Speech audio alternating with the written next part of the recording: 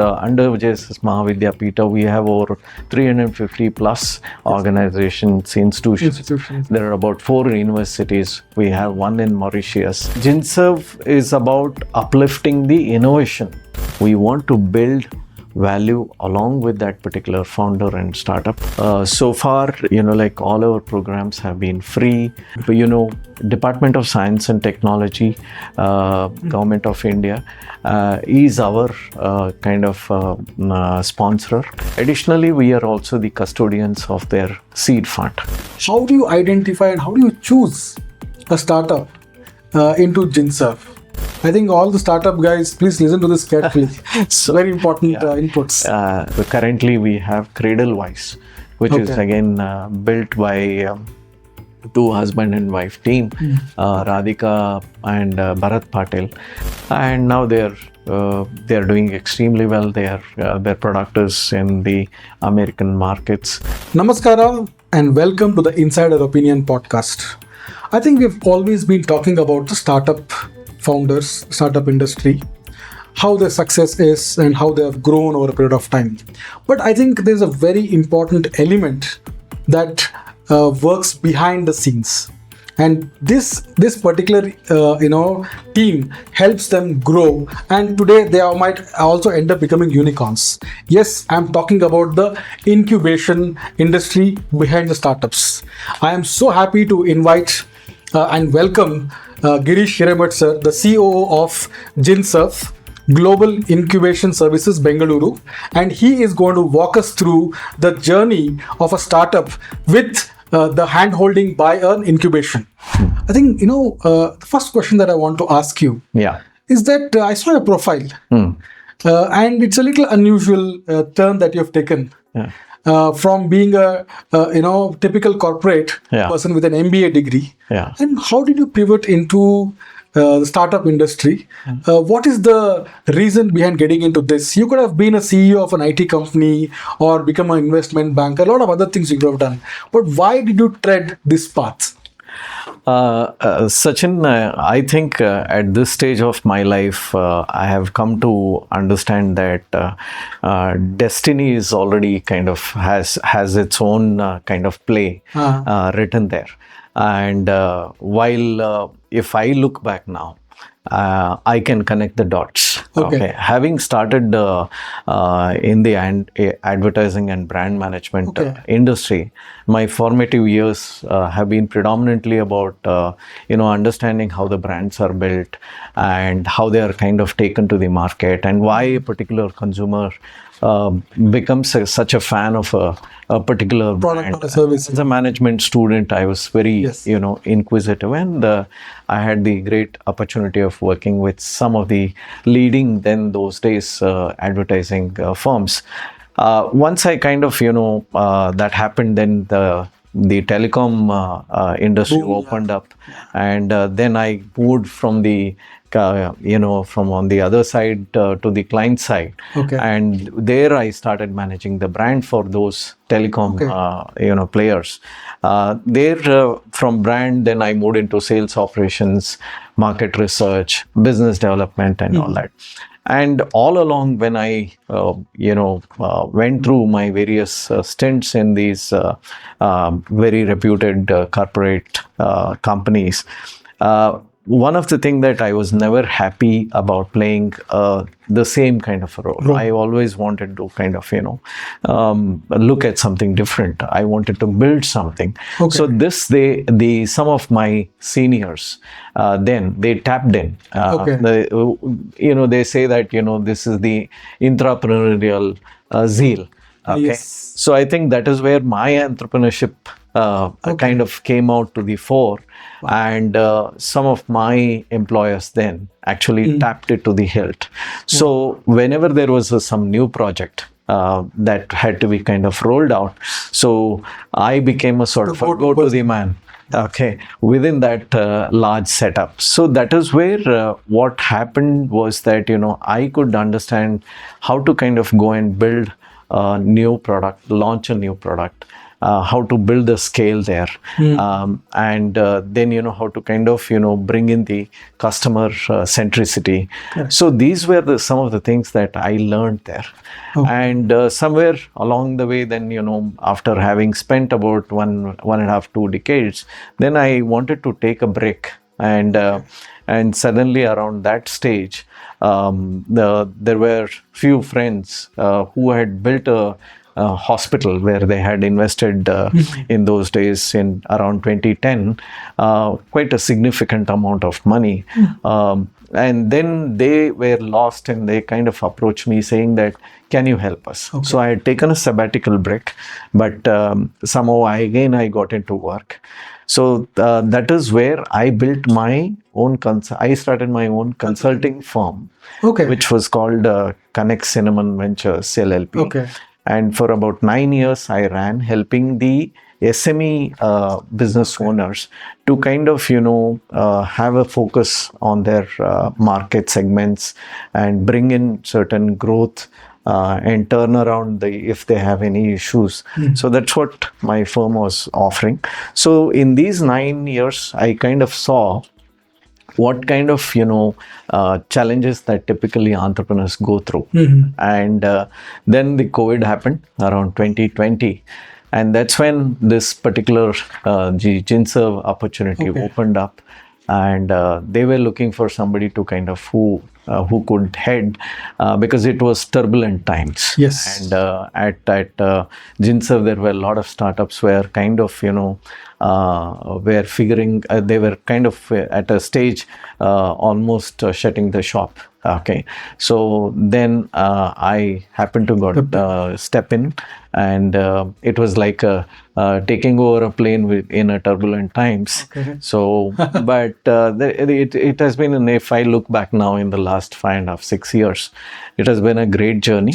And some of the wonderful startup growth stories that I have seen. And that's how, it's kind of, this is how it has unfolded. Wonderful, sir. Yeah. And, I've heard a lot about the GINSERV incubation. But I've also understood that it is not like your other profit-oriented incubators. Can you throw some light about the idea behind, the intention behind GINSERV? Yeah, GINSERV, if I have to talk about its origins, GINSERV has been established by JSS Mahavidyapeeth, which is again part of the Sri Suttur Math organization, which is essentially a religious and a philanthropic organization, and has forayed majorly into education, healthcare, and various other services to the society. So JSS Mahavidyapeeth being the parent organization, the motto was always about selfless services.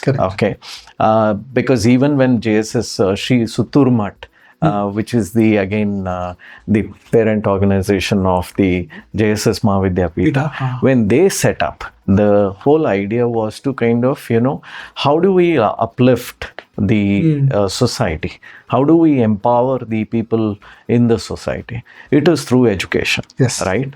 And this whole idea of selfless services and upliftment of the society is kind of got extended. Now through education, and we have in JSS, under JSS Mahavidyapeeth, we have over 350 plus organizations, institutions. There are about 4 universities. We have one in Mauritius, and now it's at a global scale. There are about 1 lakh students that study in various institutions. We have 20,000 teaching and non-teaching staff. So it's if you and GINSERV is one part of this entire mammoth, whole initiative. And GINSERV is about uplifting the innovation part, where if the innovation can uplift, the society, then why not you kind of uplift the innovators? That was the whole idea. So wonderful. So that's how GINSERV came into being. Yes. And so GINSERV was founded as a not-for-profit organization because this was when Department of Science and Technology was kind of looking for a credible partner where they could trust. And they say that, we needed an organization which could serve this particular purpose. That is when JSS kind of stepped in. And they said, here is an avenue to create opportunities. Wonderful. Yeah. So a personal thought. Yeah. A lot of, socio-religious organizations, they build a lot of education institutions and religious centers, but it is so heartening to know that the JSS Institute has gone beyond. They said, we will give you education. Beyond that, we will create innovators, and these innovators are going to create more jobs. I think this is a wonderful line of thought. And I think JSS, great kudos to JSS institutions. I hope more such, socio-religious institutions start, follow the line of JSS. Maybe you can also inspire them to do that, right? When I look at it, it's really, the way our leadership at JSS Mahavidyapeeth or at the MUT, they had a great vision and they have gone about building it. And see, it is, yes, as you rightly said, the religious institutions may stick to that, bit of peace and spirituality and those kind of teachings. Rituals, traditions. Yeah.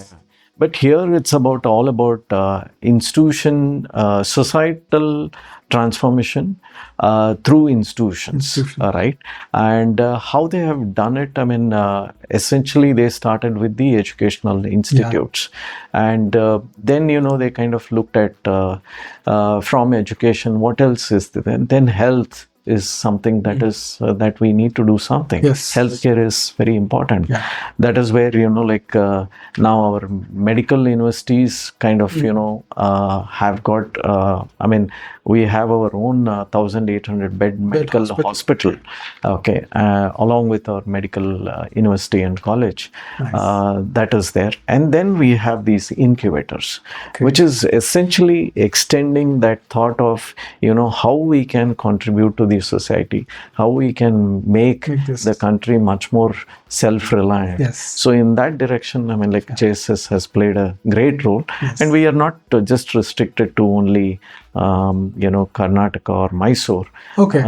We are. In fact, I wanted to ask, saying that is GINSERV restricted only behind the ORR, Outer Ring Road of Bengaluru, the infamous Outer Ring Road of Bengaluru, or do you have your footprints outside, the city also? Yeah, I know the Outer Ring Road has kind of become a sort of a cage where it kind of, no, we have not only gone beyond Bengaluru, we have gone beyond Karnataka. Okay. We have gone beyond India also.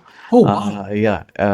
Now today, our institutions are in Dubai, Mauritius, and even in USA, apart from India. In India, we are in Karnataka, Maharashtra, and Tamil Nadu. So, as far as the incubators are concerned, we have 6 incubators. Okay, and maybe perhaps we are one of the educational group which has got this kind of penetration as far as the incubators are concerned.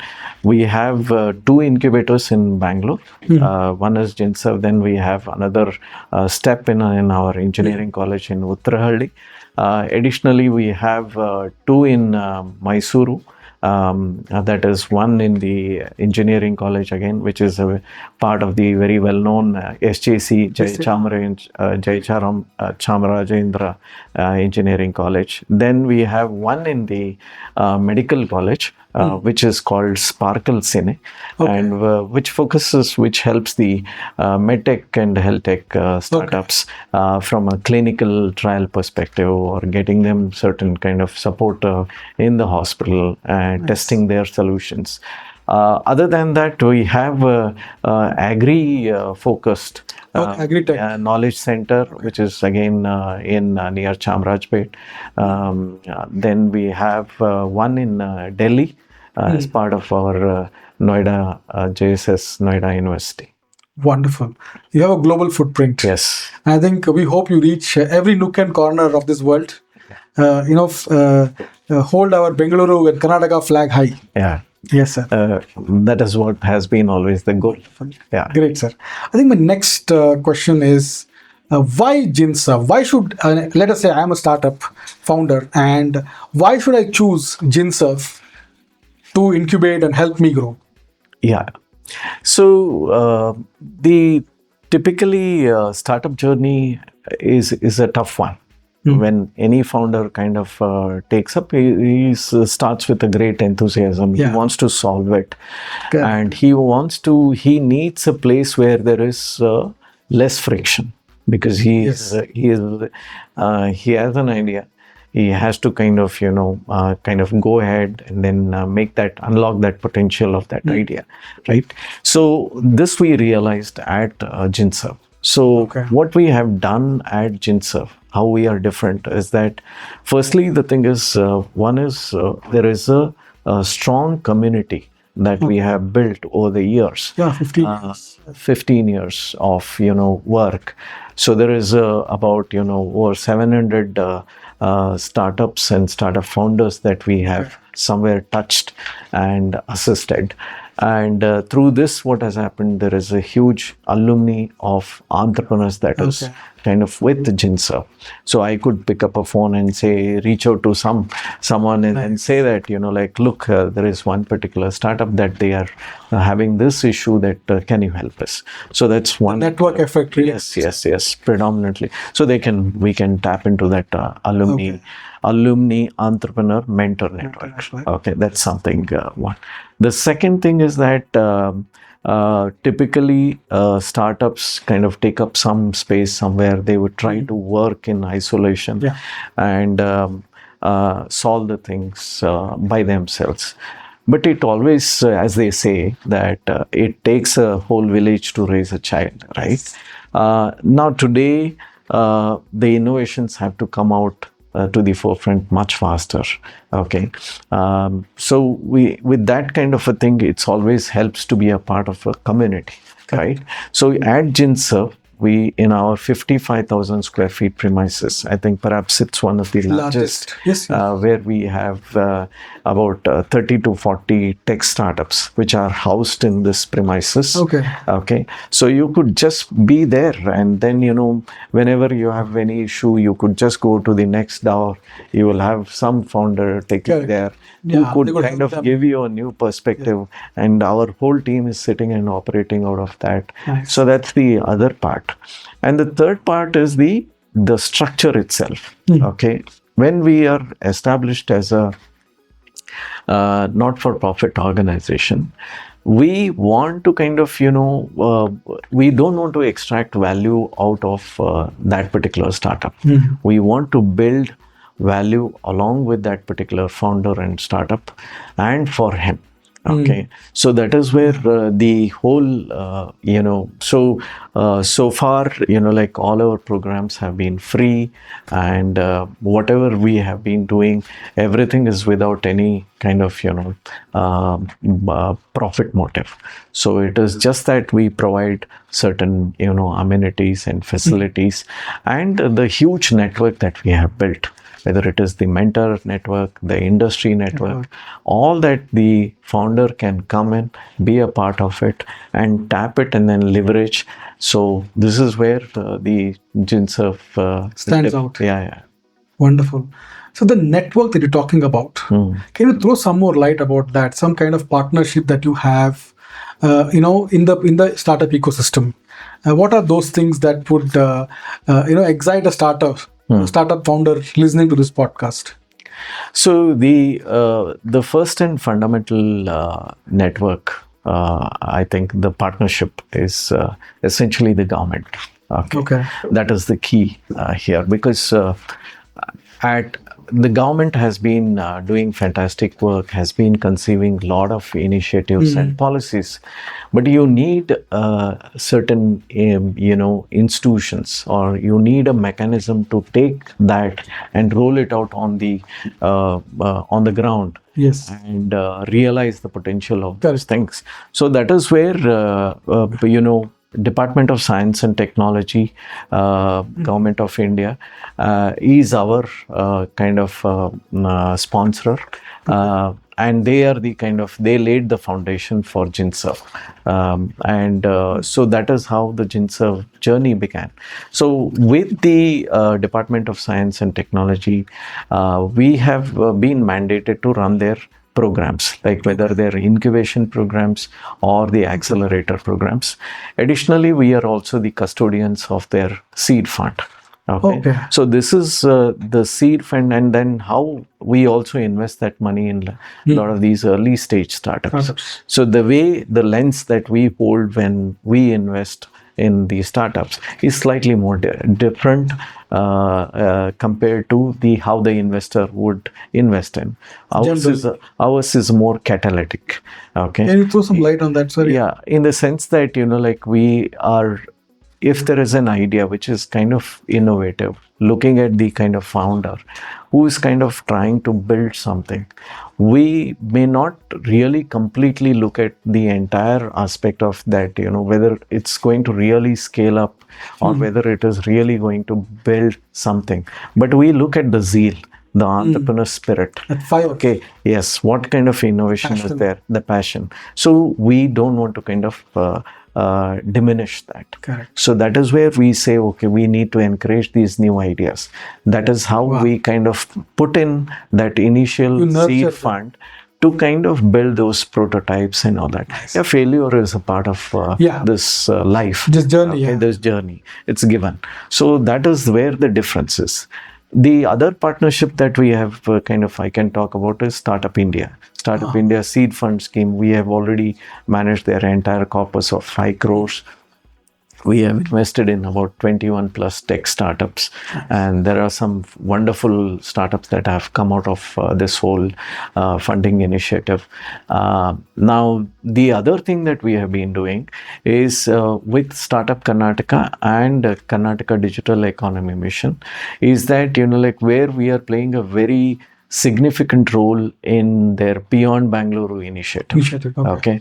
We have already executed one program which is called the Elevate Women Incubation Program, where for the Hubballi, Dharwad, Belgavi region, for the women-led tech startups. Okay. For 6 months, we took mentors from here to the Hubballi, Dharwad, and kept doing those workshops and mentoring sessions and everything there. Correct. Okay. So this is one initiative. Now, currently we are doing another program in partnership with Karnataka Digital Economy Mission is Karnataka Accelerator Network Program. Okay. This is a very unique program. I'll take a minute to explain. Very curious. Yes. See, what happens typically whenever there is an incubation program or accelerator program, these are essentially given to one particular incubator and they take it, and then the mandate is to execute. Correct. But here, for the first time in India, Startup Karnataka and KDEM have come out with this very novel concept. Is that how do we strengthen the ecosystem beyond Bangalore? Beyond Bangalore, yeah. Right? In Bengaluru, there are already established accelerator and, there's quite a lot of things. Saturated, actually. Ecosystem is very strong. Yeah. So how you translate this strength beyond Bangalore? Correct. Right? So this is where an established accelerator like GINSERV is kind of married or aligned to an emerging accelerator in Dharwad, called Astra, which is part of the very premier institute called University of Agriculture Sciences, Dharwad. Okay, so while executing this particular accelerator program, we are expected to mentor them. We are expected to give them the know-how. We are expected to, expose all the networks that we have built. and there is kind of an exchange of thoughts and all that. So this is, phenomenal. So in addition to these government partnerships, then, in the last 15 years, we have built again, apart from our own institutions, we have built, a relationship with, be it Indian Institute of Science, IIITB Bangalore, and other incubators like, Kiran Majumdar Shah, Incubate. So my next question is that you have, supported 300 plus startups. Now, how do they stand different from the others? How did you make that journey happen? Yeah, see, one is that like even we have evolved as an organization from providing space to the startups when they needed to be part of a space, and they needed some kind of so we started with networking events. But over a period of time, as we kind of dealt with a lot of tech startups and understood the pain points, we felt that there is a need for structured programs. Okay, so we cater to essentially two types of startups. I mean, like one is the idea to POC startups, like which are essentially in the incubation. So we take them in the incubation part of it. But if they have already moved beyond the POC, where they have already built a MVP with some traction, we take them into the accelerator program. So for every stage of the startup journey, we have a certain specific programs. Okay. This is one kind of, and these structured programs, essentially what they provide you is the sectoral pathways. They give you a kind of a one-on-one mentorship with certain, practitioners who have been through the startup journey. Okay, not necessarily somebody who just kind of, understand only the business aspect, but somebody who's kind of dealt with it. Okay, so that hands-on kind of approach is very different. And the third thing is that the industry connects that we work with and then help them. Then the other part is the investors connect. Okay, because that is essential. Because if once we have kind of given some initial pre-seed or seed fund, but then they have started scaling up, they definitely need the support of. That's where our demo days come into picture. Apart from our demo days, what we have also, because one thing that we realized, there were a lot of startups who were walking into our center and saying that, can you help us with the funding? But when we sat and then kind of looked at their pitches, we realized that they are not yet ready to be taken to an investor.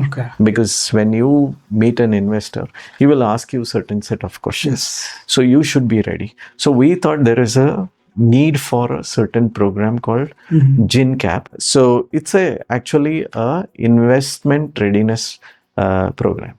Okay, it's a kind of a sprint within about 8 to 10 weeks.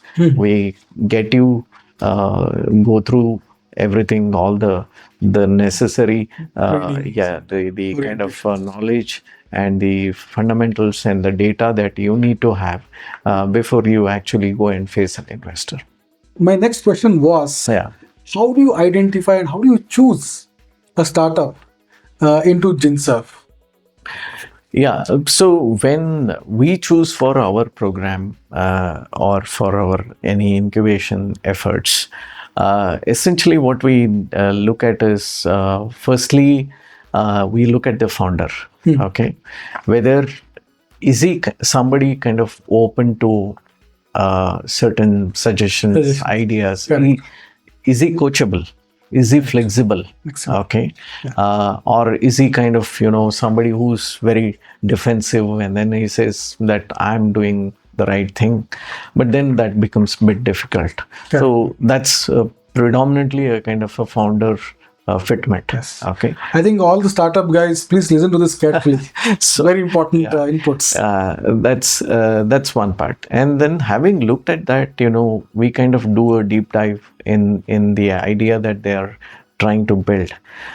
So there are essentially three aspects. One is you start, typically most of them who come to us are the builders. Okay, they have the technological understanding. They have the kind of, they know how to build a platform or bring in that hardware features and everything.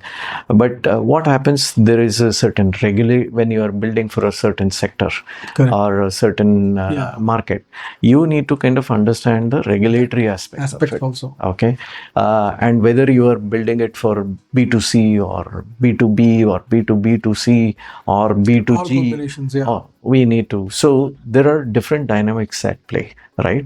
So we kind of sit with you and then kind of try and give you a kind of a complete detailed understanding of that. Our experts do that. Okay, especially when Healthtech. Okay, if you're if you're building certain medical devices, you need to completely understand what are the kind of regulatory aspects. Okay, so that's the other part. And then we kind of go into the other thing that like, okay, from a technology standpoint, now today AI is something which is very, most of the platforms on it's the buzzword. Everyone kind of tries to leverage that aspect of it. So how it is kind of, and then whether there is a regional inclusivity or the diversity, because India has already kind of built the OPI stack, whether how well it is kind of integrated into your kind of vision. Okay, then that said, most importantly, because this is the tech and the product and all that is there, but now the market part of it. Okay, the go to market. Right, the go to market in there, who you are building, having that clarity, who is kind of miniaturing what happens. Okay, I have beautiful solution. Okay, but who is it for? Correct. Do you have that clarity? Yes. Okay, who is your target audience? Okay, what is the customer persona? Okay, what kind of distribution strategy?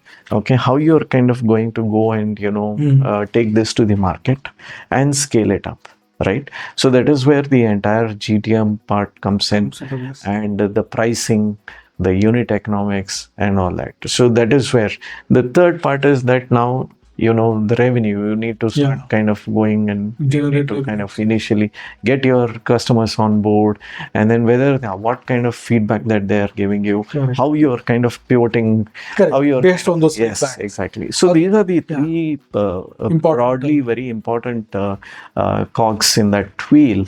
So this is where kind of we kind of spend quite a lot of time and assess them. So now, how many of these startups who have come with you have made some big strides in the business world? Can you talk about them?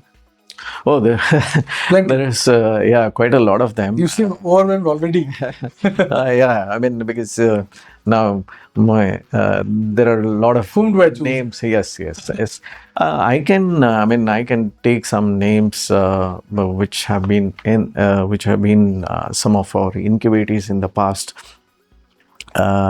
One is there is a company called KreditBee. Right, KreditBee is again somebody who came into GINSERV somewhere in 2016, 2017, and kind of today, like only 3 or 4 of them kind of came in, and they built a huge lending platform. And today, at a time when the lending was kind of a very complex thing for the certain, whether it is individuals or businesses. So that is when these 3 co-founders sat together and kind of looked at this problem, and they have built a very successful organization. And today they're about, I'm told, 2,500-3,000 employees. Till recently, they used to hold a small office in GINSERV, though they had moved out quite some time back. Then GINSERV is a lucky charm. I mean, that a lot of them kind of do say that. In fact, they say that, being here itself gives us the energy in that place, the positivity. And it is the positive vibrations. That is what they talk about. Then we had another company which is called Vios Health Technologies. The Vios actually became Vios Murata. Murata is a Japanese electronics manufacturer. Got acquired. Japanese Murata acquired Vios. Okay, Vios was started by a few engineers who came out of Wipro, and they were sitting and building this product for the post cardiac surgical complications. So how do you kind of monitor those complications, because a lot of deaths used to happen post the cardiac surgeries and procedures.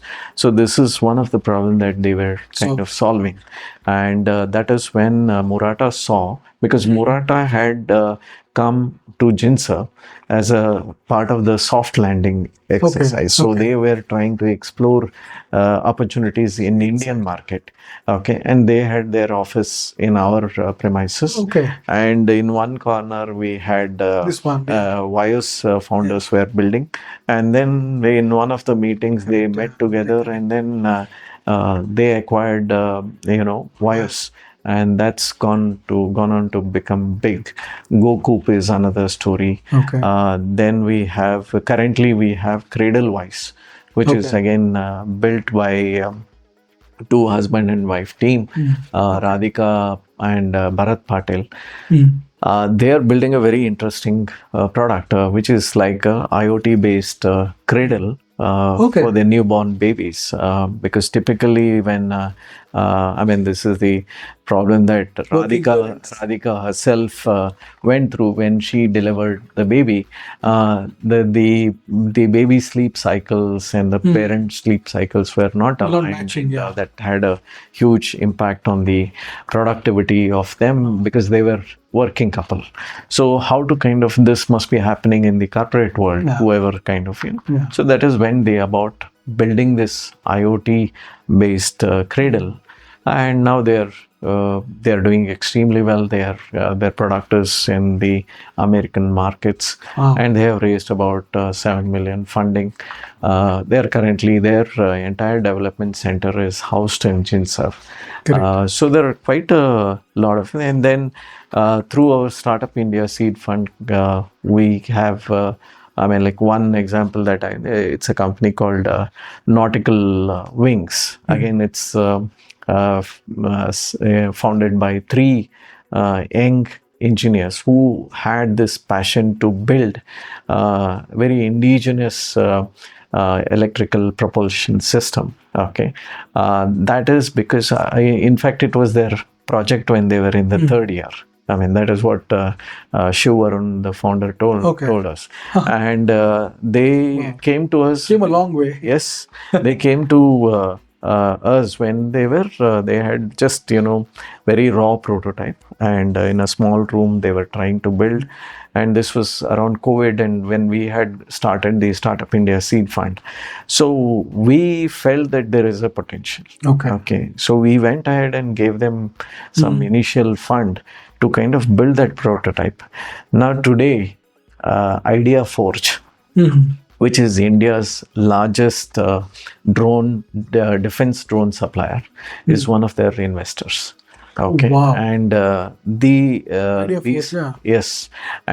youngsters now, they have gone and raised about good investment, and they are going global. And so we have quite a lot of the list can go on. So sir, I think we have spoken about the present and the past. Yes, let's talk about the future and what plans GINSERV has in the near future. I think at one point of time there was EdTech mania, and then now I think so there is AI. There's a lot of talk about Deeptech. There's so many such terminologies going on. What is GINSERV planning to do in the near future in the startup industry? Yeah, we will kind of we will continue to work, build certain very robust programs, accelerator programs, focused on certain sectors. Okay, Healthtech, Medtech is something which is very close to our heart, because that is where the lot of innovation, that is deep tech innovation, as well as the other innovation that is required with the way the modern lifestyles and that how they impact the lives of people. So we need a lot of new innovation there. That said, I mean, like the other part is the Agritech. Is something that is also where we have started working, and our collaboration with University of Agriculture Sciences, Dharwad, and as well as Bangalore, University of Agriculture Sciences, Bangalore. In fact, currently as I speak, there is a particular workshop that is going on the investment for the Agritech startups, and tomorrow we have a demo day. So that's also going on. So this is something that we will continue to invest in, such building those kind of robust programs where we can shrink the journey of the founder, the whole process. Yes, the whole process, and so that he can kind of scale up much faster. Okay, so that's going to be one goal. That said, we are also kind of working with the investors, because the investment is something that is an area. Very important. Where we want to kind of align their interest and our interest and create a certain convergence programs. So that is also something that we are working on. And maybe the other area could be, because AI is going to be there. So the other area is the cybersecurity is also going to be quite. There are few startups that we are currently assisting. So these are few sectors that we will continue to focus and stay invested and keep building. And then we are also looking at certain global collaborations. Okay, I mean, we already have an MOU with Tech Ireland. We have a MOU with another organization called Toronto Business Development Corporation. Then there is another organization called Matchpoint based out of San Francisco Bay Area. To kind of, one is to bring these kind of global perspectives to some of the startups, and also explore create certain market exploratory as well as market expansion programs. So this is something that wonderful, sir. I think there's so much that GINSERV is offering, right? And I think we are just you have kept everything in front of us. I think we have now to come and grab that. Is there one last message that you want to give to the startup world, the startup founders, or even the ones who are planning to get into the startup industry? You can give that message to them through our podcast. Yeah, I mean, today, I think while the startup journey, there is always this data that is kind of mentioned that, 95% of the startup, fail, and within 5 years, most of them kind of shut shop and all that. But I think, if one kind of has the clarity, of what problem that they are solving. For whom they are building or solving, and why now. And what innovation they are bringing. If they have that, and I don't think it is difficult given the kind of the ecosystem that India is putting together. And I think at India today, this is maybe you can say the best phase to build a startup. Because one is that the government has done a phenomenal in terms of building India stack. Startup ecosystem. One is whether it is Indian, the UPI, the architecture, the UPI network, and ONDC. When it comes to talking, I mean, like where you can democratize even small, payments, players and bring them on the digital e-commerce platform. Then you have Ayushman Bharat. Digital health platform. So if you look at all this, I mean, this is a great time Okay, and if you have some innovation, then all you need to do is that be a part of a community like GINSERV. Okay, and then sit with them, have patience, sit with them, work out your plans. As long as as I mentioned, the founder, if he is very coachable, if he is open to ideas, okay, and he's kind of, ultimately it's his idea, he's going to build it, but he has to kind of look at what are the kind of perspectives, okay, how he can incorporate them, what he can do.